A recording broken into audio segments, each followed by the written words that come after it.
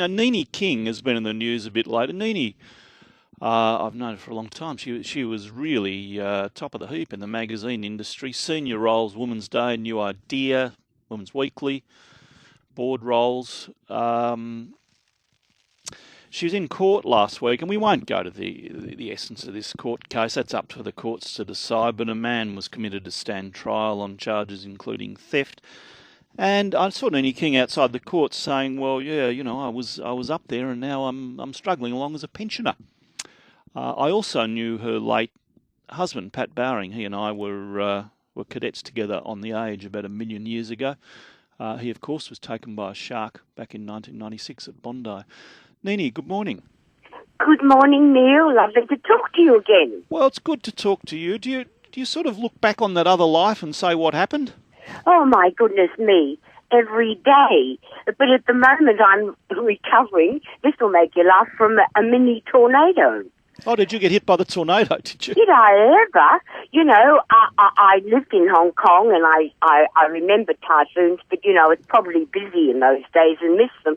But, yes, right in the centre of it. In fact, when I finish talking to you, I'm going to search for my washing. Was there much damage to your property? Oh, lots of things. Flowers, my pots went over.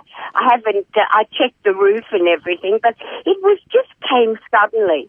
But yes, I look back and think, you silly, silly woman. Why? I'm not a victim. I had problems. I didn't address them. I was too trusting, and I think when I had that money, I just was trying to sort of buy love, friendship. I think I went through a lonely time. But I have to tell you, I'm as clear as a bell now. I've come out the other end, thank God. Well, that is good. How did you get into drugs? I mean, there were prescription drugs and then cannabis. How did that happen? Well, basically, when Pat died, a friend of mine rolled me some joints. So, marijuana cigarettes. Yeah. And it sort of went from there. I thought, oh, this is dulling the pain. Then I kept, I had post-traumatic stress disorder, so I was on all sorts of strong medication, antipsychotic tablets. And you know what? I didn't care. I basically sabotaged my life. I did not care what I did, what I said, how I acted. I was a bit pathetic, Neil. You remember when I was bolshy and successful and professional. I just think I went off the rails.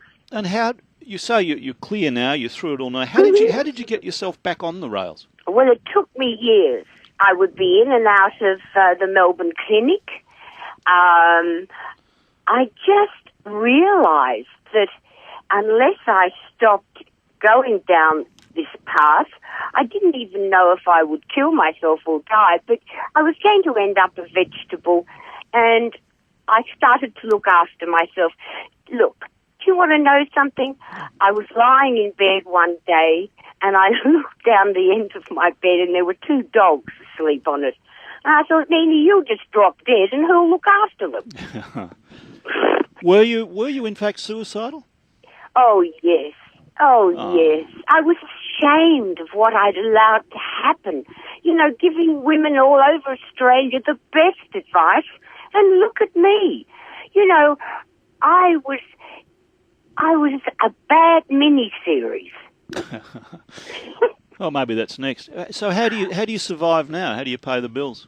I've gone back to New Idea magazine, who were very kind, gave me another chance. I write a weekly agony aunt column, and I give the best advice to other people.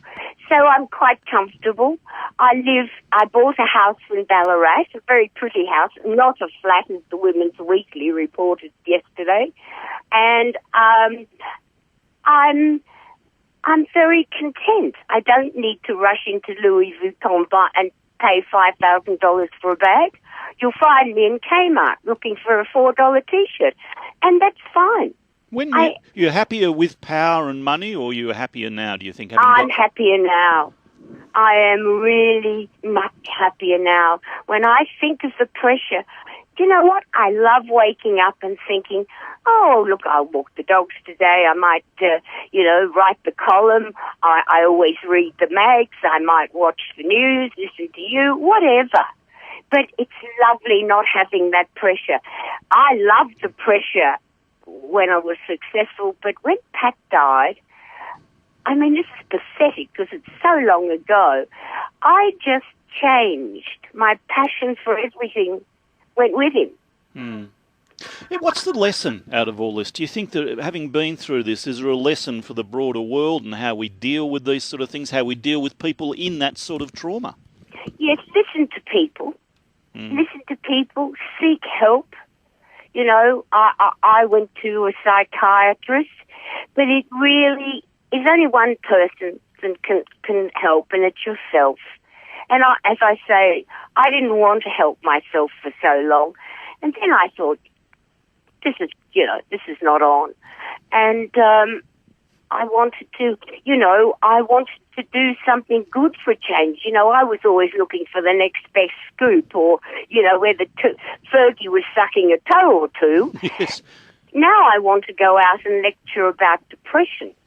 I know that's corny and I haven't found God or anything, but, more people talk about depression, but no one knows what it's like to be there.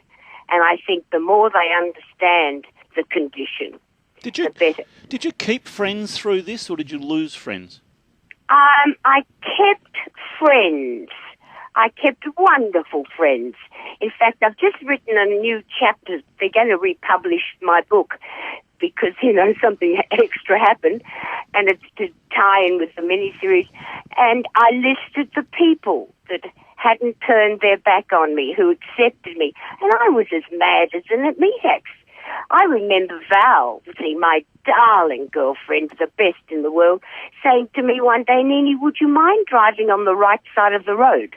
Yeah. But they knew me. I could be many things, but no, I've kept the wonderful friends.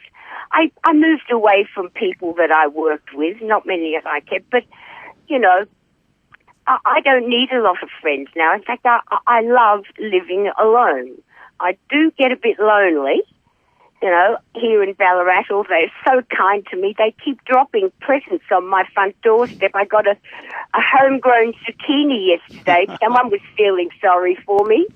Then I went into the shop to buy some incense sticks because I love them, and the lady gave me 2 extra to make me feel better. Oh, isn't that lovely? And you've got your dogs. I've got my dogs and a very fat cat, yeah.